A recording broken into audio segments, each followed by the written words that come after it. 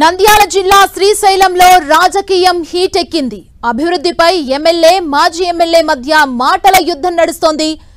గతంలో జరిగిన అభివృద్ధి, కూటమి ప్రభుత్వం ఏర్పడిన తర్వాత జరిగిన అభివృద్ధిపై బహిరంగ చర్చకు రావాలని మాజీ ఎమ్మెల్యే శిల్పా చక్రపాణికి ఎమ్మెల్యే బుడ్డా రాజశేఖర్ రెడ్డి సవాల్ చేశారు.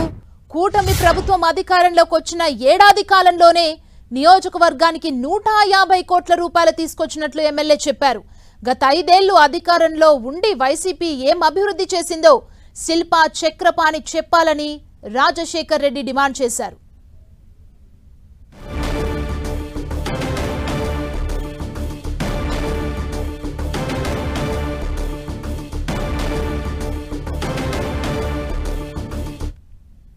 ఎవరు వెన్నుపోటు పడిచారో అనేది ముందు వాళ్ళకే తెలియాలి.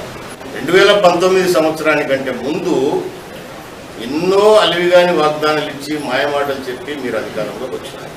వచ్చిన తర్వాత ఏ రోజన్నా నియోజకవర్గానికి ధైర్యంగా మేము ఇంత తీసుకొచ్చినాం, ఇన్ని అనుభవంగా ఉన్నాయి, ఈ విధంగా ఏ రోజన్నా చెప్పిన దాఖలాలు ఉన్నాయి. 5 సంవత్సరాలలో ఒక్క సంవత్సరానికే ఈ నియోజకవర్గానికి 150 కోట్ల రూపాయలు తీసుకొచ్చింది.